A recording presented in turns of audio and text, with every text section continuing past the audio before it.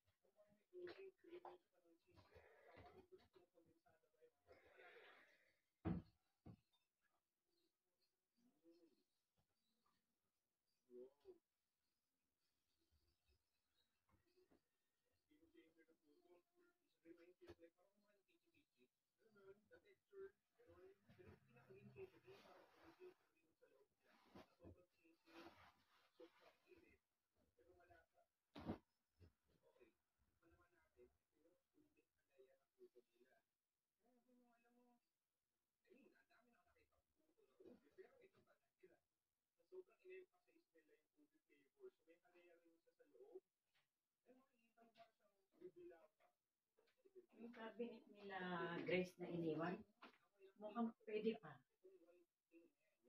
Pinako ko na rin yung likod ng may.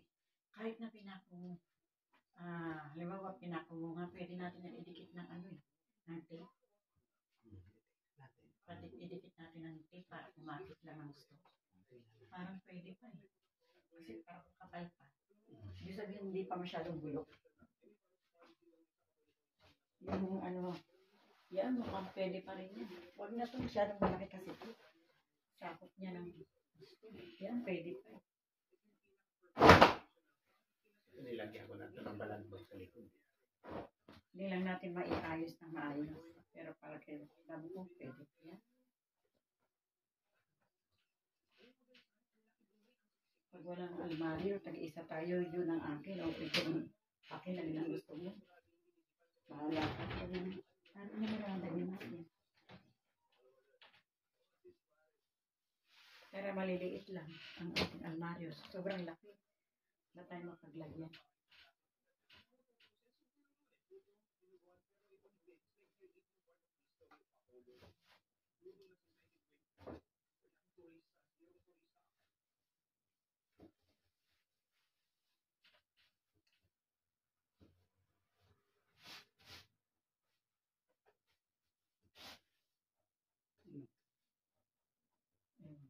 Ang sabon na.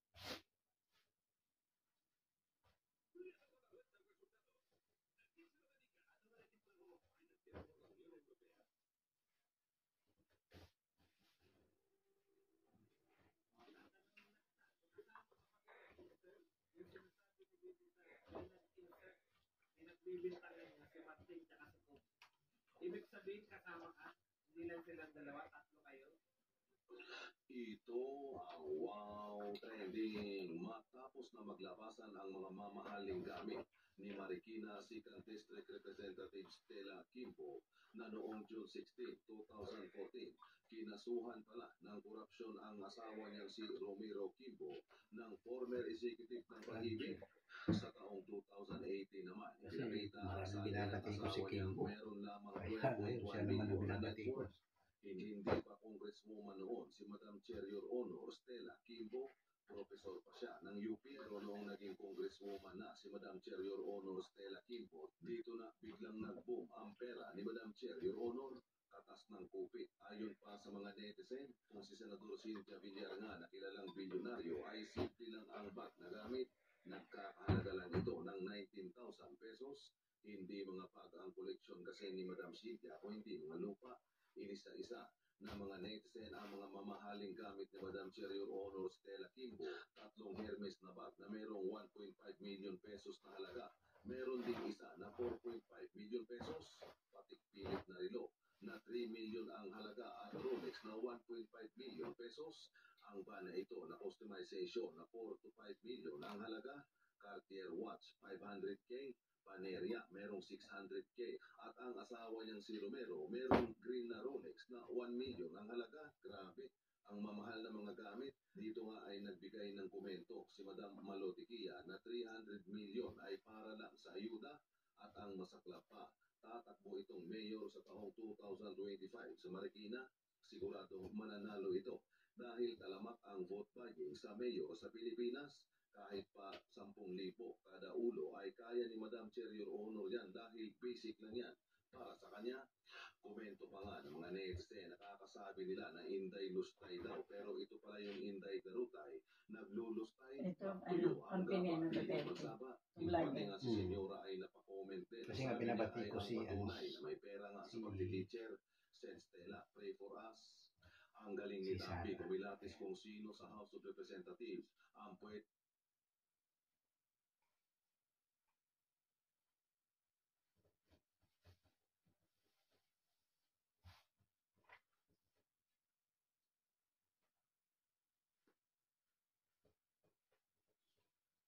Ang baklaro dating binugbog pero ngayon Hindi mapagkakailan talagang pumatok ang Diwata Pares noong mga unang buwan ng 2024.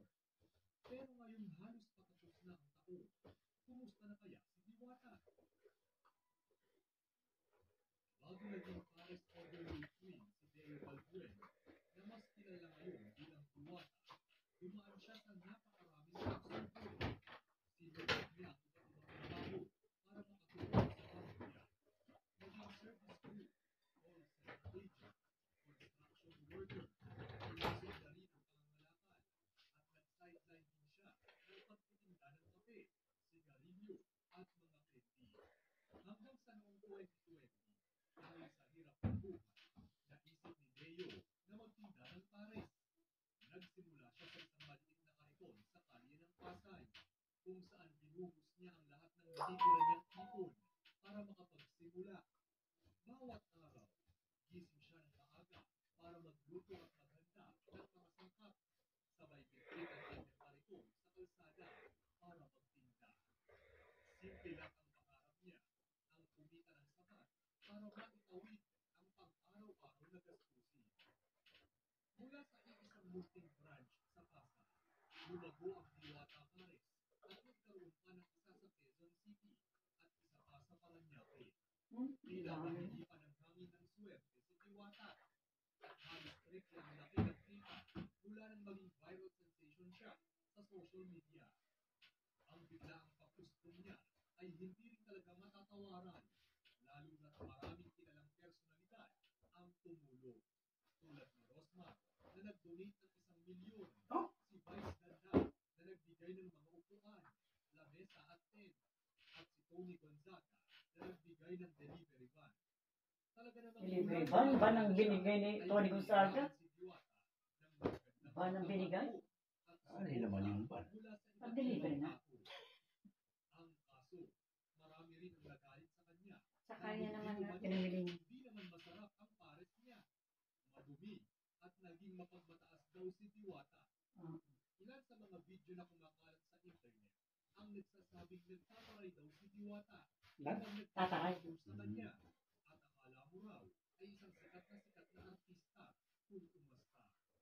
Sagot naman ni Diwata, nagtatrabaho raw siya at hindi sa lahat ng oras na pwede siyang magpa-picture-picture lang, lalo na at hands-on siya sa kanyang business. Marami pa ang pumakalat ng mga chismis at video online na kesyo daw masama ang pakikisama niya sa mga trabahador niya at masyado na raw pasosyal si Diwata. Talaga lang. Mm. Kasi dati siyang mahirap kaya hindi marunong. May mga nagsasabing laos na raw si Diwata. Pagkatapos kasi ng kanyang kasikatan, sumulpot na rin ang iba pang mga kainan na gumaya sa kanyang konsepto. Tulad na lang ng Hiwaga, Pares Overload. Dahil dito, hindi na kailangan pang bumiyahin ng mga tao ng malayo para lang matikman ang pares na tulad ng kay Diwata. May ilang larawan at video rin na nagsasabing halos wala nang bumibili sa mga branch niya. Pero kahit hindi na kasing dami ng dati ang mga pumipila, patuloy pa rin ang negosyo, lalo na sa bagong branch niya sa Quezon City, na nagiging patok pa rin tuwing normal na araw. Kumbaga, masasabi na hindi man kasing lakas ng dati, eh hindi naman ito mukhang nalulugi dahil sa parami na rin ang parami ang mga empleyado ni Diwata. Dahil na rin sa mga kontrobersya, kaya hanggang ngayon, ay nababanggit pa rin ng Diwata Pares sa social media at mas nakakapagdagdag pa ng kuryosidad sa mga tao para puntahan at subukan ito. Plano ko talaga siyempre yumaman. Kaya ngayon, expand ko pa yung Diwata Pares Overload ko, Luzon, Visayas, Mindanao, para yung iba hindi na Yan ang ambisyosong pahayag ni Diwata. Bukod sa kanyang negosyo, dahan-dahan na rin nagbubukas si Diwata ng pintuan papunta sa showbiz. Kasali na siya ngayon sa FPJ's Batang Quiapo. Nagdagdag pa siya ng iba't ibang food store sa kanyang mga branch. May mga manok, dessert, at iba pang pagkain na siguradong papatok sa masa. Kitang-kita na talagang ini-invest ni Diwata ang lahat ng kanyang kinikita para mas lalo pang palaguin ang kanyang negosyo at career. Kung tatanungin kung kumusta na nga ba si Deo Balbuena, aka Diwata ngayon, malinaw na malayo na ang narating ng kanyang buhay. Mula sa dating kahit isang tuka, kaya na niyang mag-organize ng isang bonggang birthday party at nagpakain pa ng libre sa Pasay kamakailan lang. Hindi pa natin alam kung hanggang saan at ano pa ang kahantungan ng kapalaran ni Diwata. Pero sa ngayon, sa gitna ng iilang mga kontrobersya, ay makikitang lumalaban pa rin si Diwata sa mga hamon ng buhay at balak na mas magpayaman pa. nagmula sa kalangitan, lumagapak sa kalupaan, narito na sa inyong harapan ang nag-iisang Diwata na mukhang kawatan.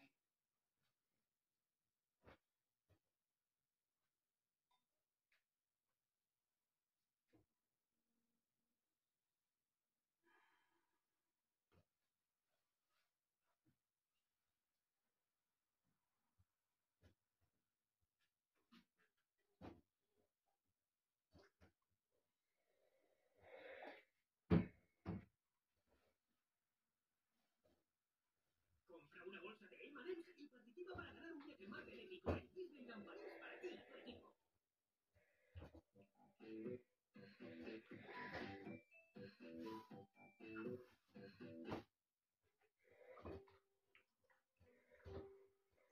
Nang si Edith Marshall ay nagdal ng 75 taong gulang, ay naisipan niyang sumakay ng cruise ship patungong Bahamas. Isa lamang siyang matandang babae na walang materyal na posisyon at nakabihis lamang ng simpleng kasuotan. Bagamat ang tiket niyang kinuha ay para sa luxury suite, ay hindi maiwasan na maliitin siya at pahiyain ng isang milyonaryo na isa ring pasahero ng mismong barko.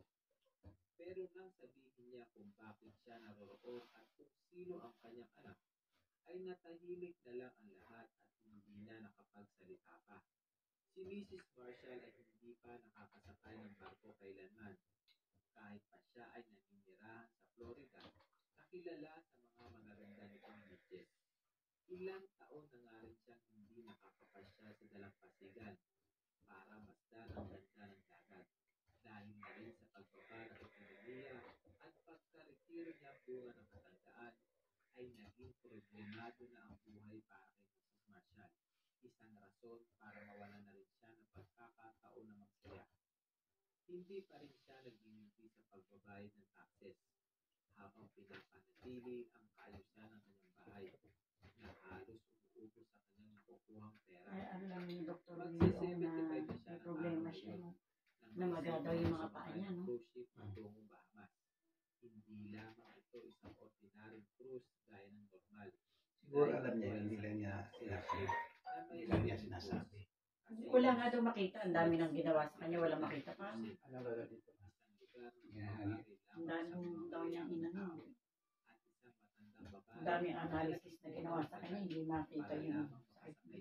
Yung pala nakatago. Ito ang kauna-unahang pagkakataon na mabibisita ni Mrs. Marshall ang lokasyon na yun.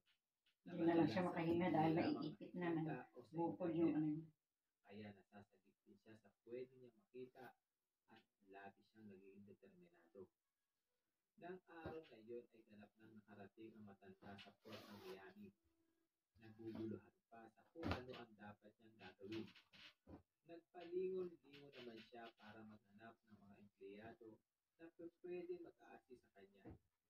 Pero wala siyang ibang natatanaw kundi mga nagkakasayahang tao na nakamagarang mga kasuotan, kasama ng kanilang mga kaibigan at kapamilya. Ang lahat ng tao doon ay sanay na sa pagbiyahe sa kanyang isang luxury ship.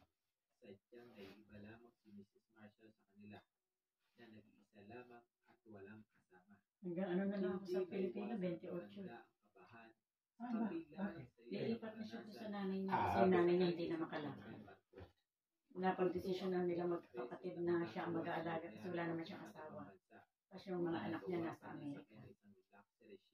Eh, nasa peninsula ang nanay niya, ay yung mga kapatid niya nasa Amerika. Kaya sinabi na ikaw na lang mag-aalaga. Sinabi ng nanay niya na hakutin na lahat ng gamit niya. Hindi makahakot.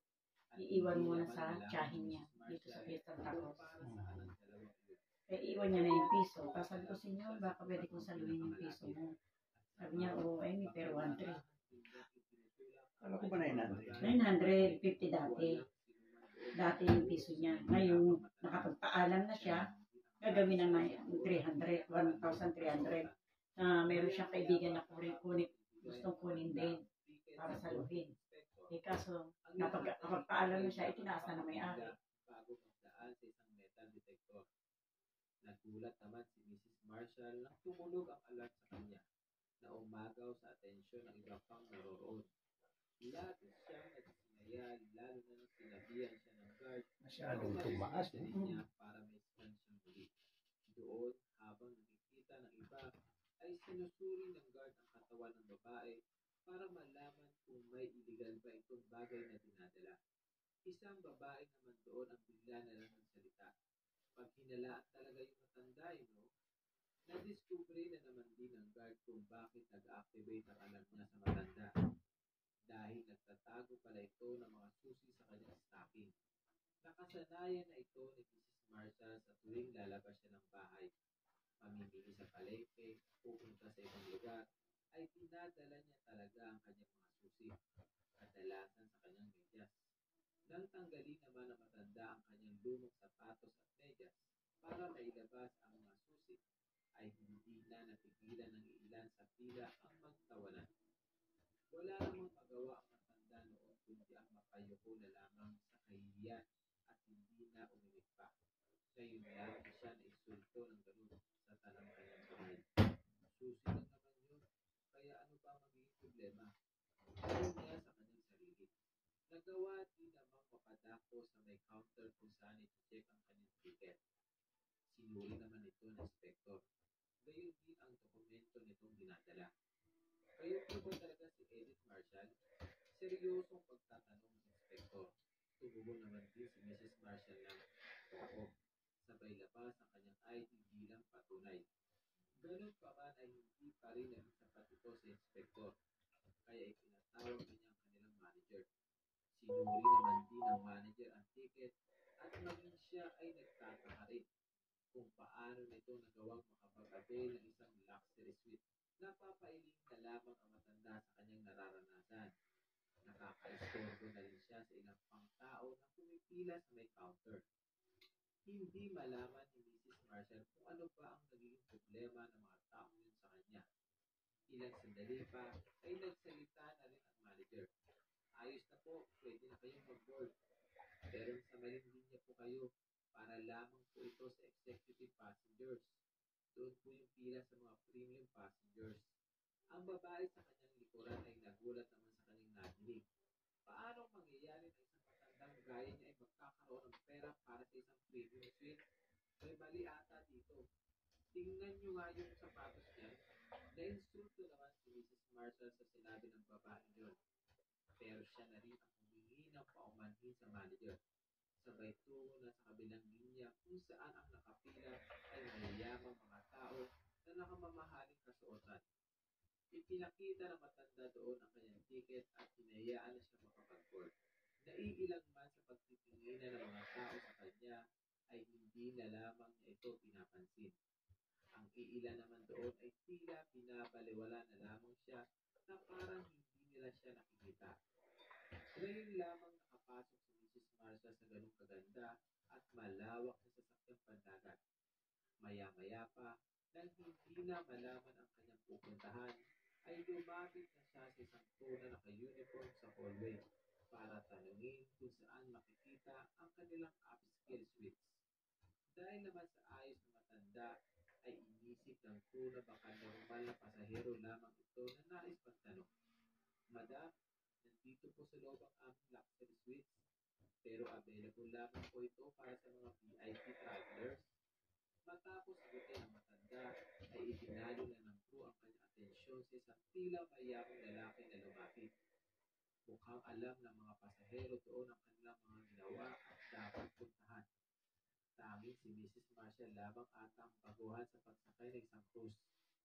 Dagdag pa ang kanyang edad kaya wala ni sino man ang nagnanais na lumapit sa kanya para tumulong. Wala siyang matanungan kaya naglakad na lamang siya hanggang sa marating niya ang lokasyon kung nasaan ang executive suite. Isang lugar sa barko na hindi nararapat puntahan ni Mrs. Marshall. Dito nagsimulang mag-alala ang matanda. Nangangatog na rin ang kanyang mga kamay dahil sa itinutulak niyang mga bagahe. Makalipas ang ilang sandali ay napansin na din ang isang ship crew ang tila pagkapagod at paghihirap ng matanda.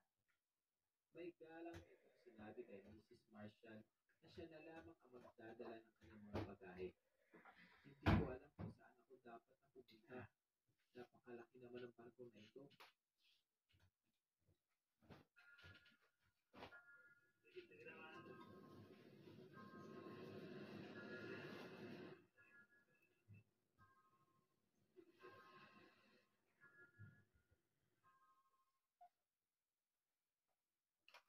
El Milka es tan delicioso. Descúbrelo tú mismo. Milka Tender. Hacer compras semanal es viaducto funcional. Sacar un título oficial es viaducto funcional. Una cuenta funcional es viaducto funcional. Vende a Santander. Descubre las ventajas de tener una cuenta funcional y llévate un cheque regalo de Amazon.es de 24 euros para comprarte algo funcional. Consulta condiciones en bancosantander.es. Adulto funcional, cuenta funcional.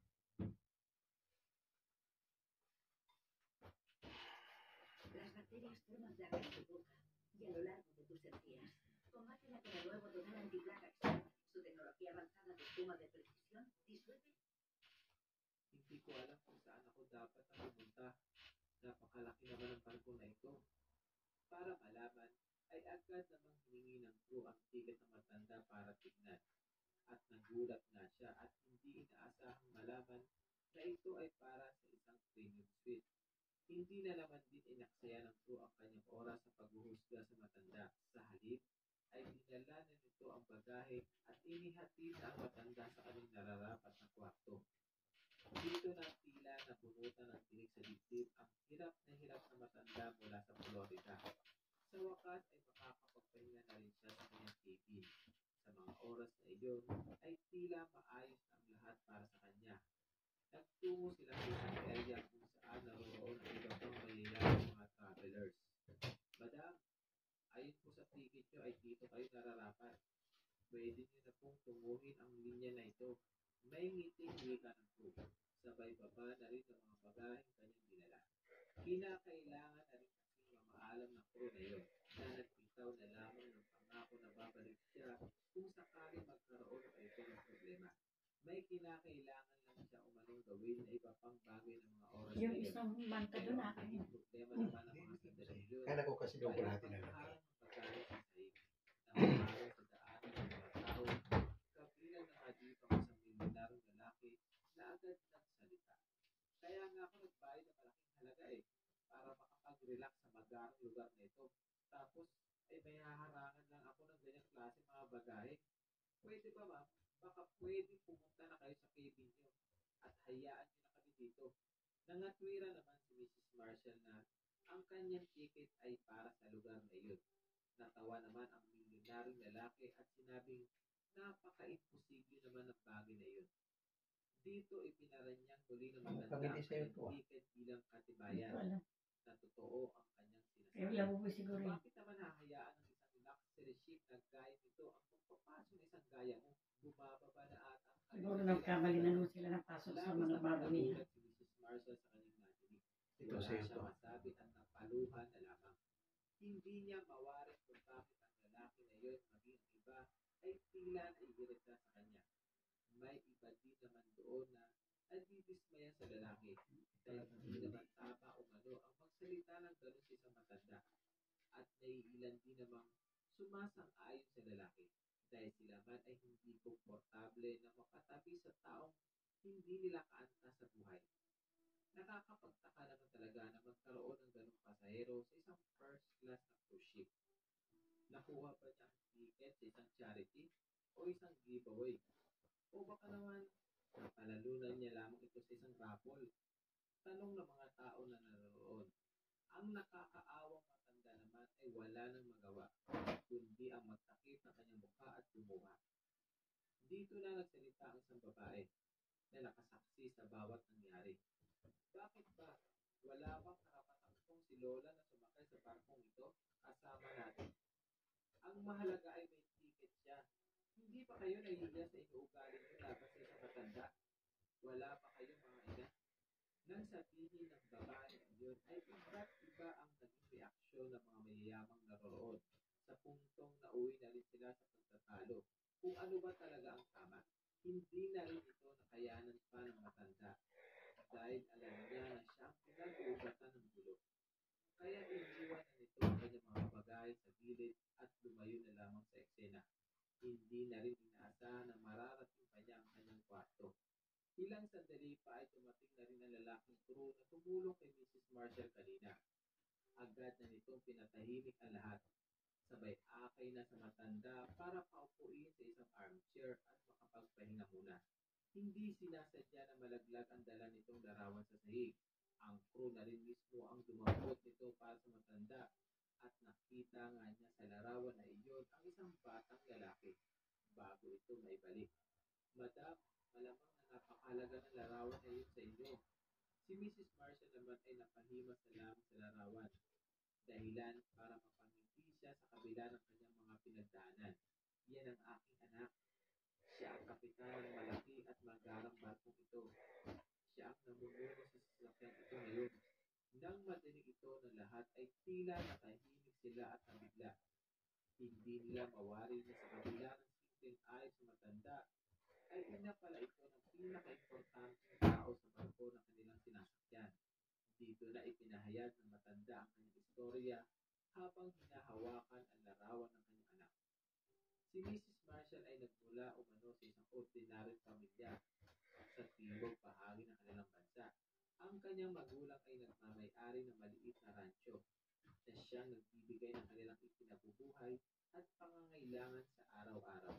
Si Edith ang panganay sa kanilang dalawang magkapatid at ang bunso naman ay nagngangalang Lily na nalalagay naman sa isang mahirap na karamdaman dahilan sa madalas na papa-absent si Edith para maalagaan lamang ang kanyang kapatid. kapatid.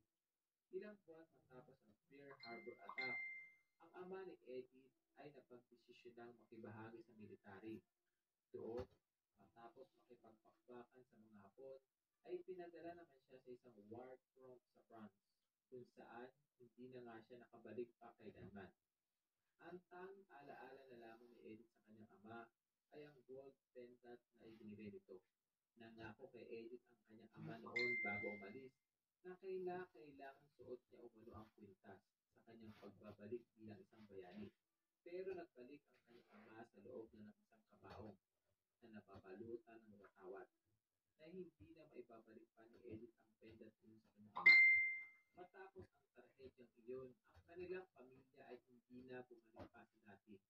Ang ina ni Edith ay nanatili na lamang na nangulila sa kanyang ama. Nang si Edith naman ay nag-edad ng 27 taong gulang, ay inakala niya hindi na niya mararanasan pa ang magkaasawa. Pero doon din sa mga panahon na iyon ay nakilala niya si Walter, isang gwapo at masipag na lalaking nasa 30 na ang edad. Mabilis nagkagustuhan ng dalawa at naging palagay agad ang loob nila sa isa't isa. Inisip ni Edith ng mga panahon na iyon na si Walter na ang Prince Charming ng kanyang buhay. Matapos ang isang taon ng kanilang relasyon, ay napag-isipan na rin nila ang magpakasal. Hindi inaasahan ni Edith na isa na namang trahedya ang magaganap sa kanyang buhay. Kasabay kasi ng mga sandaling iyon ay ang paglala ng karamdaman ni Lily. Bumabagsak pang lalo ang katawan nito at nangihina sa bawat pagdaan ng araw. Kaya agad namang inatasan ni Edith si Walter na maghanap ng doktor para suriin ang kalagayan ng kanyang kapatid. Dito nila na-discover na si Lily ay may pneumonia. Kaya agad na itong isinakay ni Walter sa kanyang truck para dalhin sa pinakamalapit na hospital. Inasikaso naman din agad ng mga nurse at doktor si Lily ang dumating. 2 araw ang nakalipas ay nakaramdam naman si Walter ng paghihina sa kanyang katawan at hirap sa paghinga. Nang ipatingin niya ito sa doktor, ay hindi niya inaasahang malaman na nahawaan pala siya ng karamdaman ni Lily na malamang nakuha niya ng makasama ito sa biyahe. Naging dahilan ito para sabay ng maratay si Lily at Walter sa ospital. Pinilit man ni Walter na mabuhay at hindi rin niya ito nakayanan. Namatay na rin si Walter ilang araw matapos din mabawian ng buhay si Lily. Labis na nalungkot si Edith at ang kanyang ina. Ngayon sila na lamang dalawa ang natitira. Ang naiwan na lamang sa kanila ay ang truck ni Walter at ang matandang rancho ng kanilang pamilya. Ilang araw ang makalipas ay nagsimula na rin si Edith na makaramdam na masama sa kanyang sarili. Dito na niya nalaman na ang dahilan pala nun ay ang kanyang ganap na pagbubuntis. Isang bagay na matagal na nilang hinahangad ni Walter bago ito mawala. Tanging ina na lamang niya ang nakakasama ni Edith sa kanyang bawat buwan ng pagdadalang tao. Hanggang sa may panganak na niya ang kanyang baby boy na naghatid sa kanya ng hanggang langit na kaligayahan. Pero ang kanyang ina noon ay na-diagnose ng dementia o pagkalimot sa ilang mahalagang bagay ng kanyang buhay. Dahilan din ito sa pag-iiba-iba ng kanyang pag-uugali na inuunawan na lamang ni Edith. Si Ken naman, anak ni Edith, ay lumalaki makisig at malusog kagaya ng kanyang ama. Sa kabila ng lahat ang madalas na pagiging agresibo ng ina ni Edith dahil sa kalagayan nito ay nagsilbing bangungot na rin sa kanilang mag-ina. Lalo sa tuwing na pagbubunto na ng kanyang ina ang apo nitong si Ken. Ito ang dahilan kaya nagawa ni Edith ang naging pinakamahirap na desisyon ng kanyang buhay. Hindi niya kayang maiwan ang kanyang ina, lalo na sa kalagayan nito at edad. Kaya para hindi mapahamak ang anak, ay ipinaalaga na muna ito ni Edith sa isang mag-asawang farmer na kanyang kakilala, na matagal na rin gustong magkaanak. May maayos silang buhay at siyak na mapapalaki nila si Ken ng mabuti at maayos. Isang buhay na sa tingin ni Edith ay hindi niya kailanman may bibigay. Ilang taon ang makalipas ay ganap na rin yumaw ang ina ni Edith. Kaya nagkaroon na rin ng pagkakataon si Edith na balikan ang kanyang anak sa mag-asawang farmer kung saan niya ito iniwan. Ang hindi niya alam ay wala na pala sila sa lugar na iyon. Ibinenta na nila ang lahat ng kanilang ari-arian at bumiyahe na dahil sa kawalan ng pera at koneksyon sa mga bagay-bagay gaya ng telepono, ay hindi madali kay Edith na mahanap pa ang kanyang anak na si Ken. Walang araw na hindi inuusig ni Edith ang kanyang sarili dahil sa kanyang naging desisyon. Humihiling sa Diyos na may tao siyang makakausap na kahit papano ay makakapagsabi sa kanya ng detalyeng kanyang kailangan. Makalipas ang maraming taon at tila sinagot din naman ng Diyos ang kanyang hiling. Ng isang grupo ang tumulong sa kanya para mahanap ang kanyang anak. At ang organisasyon mismo na tumulong sa kanya ang nagsagawa ng fundraising para mapunan ang pangangailangan ng matanda na makita ang matagal na nitong nawalay na anak. Sinadya nilang gawin itong premium sweet ticket para mas maging malapit sa kanyang anak hanggat maaari. Maraming taon ang hinintay ni Edith para lamang sa nakatakdang araw na iyon. Pero ngayon ay nalagay pa siya sa isang sitwasyon na waring pinagkukulan pa siya ng kaguluhan. Ayon kay Mrs. Marshall ay sapat na sa kanya na malamang nasa maayos at ligtas ang kanyang anak. Dagdag pa niya na pwede na siyang mamatay sa ngayon. Ang lahat na nakaninig sa kwento ng matanda ay natigilan. Ang karamihan naman ay nagkaroon ng simpatya at lungkot sa kanyang pinagdaanan. Dito na gumawa ang crew ng isang hakbang na labis ikagugulat ng lahat. Hiniram nito ang larawan, hawak ng matanda, sabay umalis na muna at nagpaalam. Habang ang karamihan doon ay pinakakalma ang matanda. Ilang sandali lamang ang makalipas ay isang announcement na ang kanilang nadinig mula sa kapitan ng barko na siyang umingay sa paligid. Sana ay paglaanan niyo ng ilang sandali at sasabihin kong ito. Ako ang inyong kapitan, Captain Ken Marshall po. Bagamat ang ating ship natin ay malayo pa, dapat natin puntahan.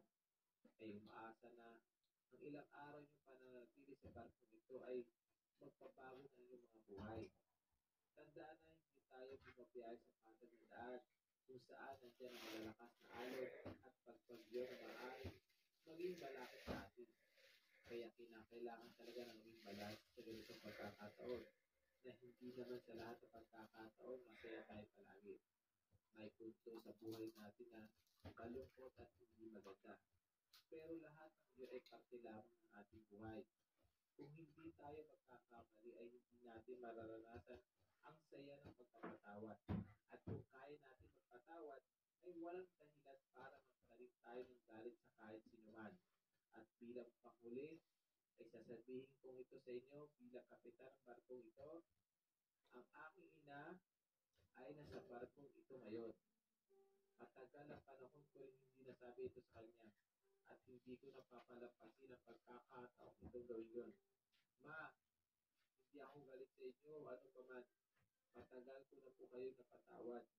Kung hindi po dahil sa desisyon niyo, ay malamang wala akong kalagayan ko ngayon.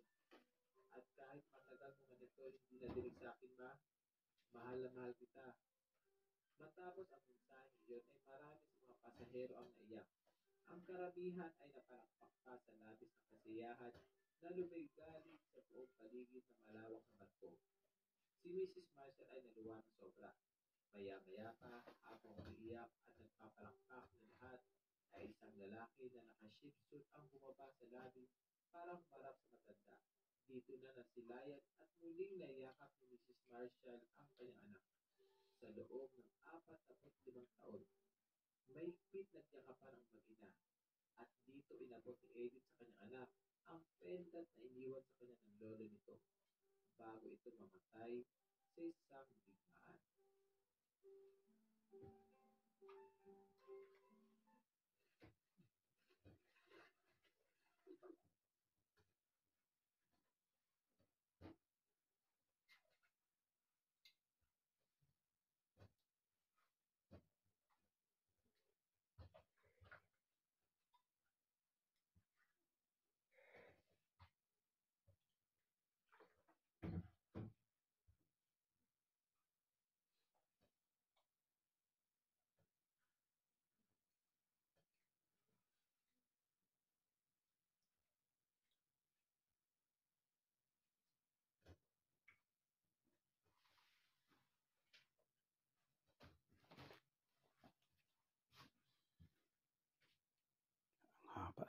Ayan po mga kapatid, tapos na po tayo sa ating pamamalansya. Maraming salamat po sa inyong pagsubaybay. Salamat po. Thank you very much po. Salamat. Bye-bye.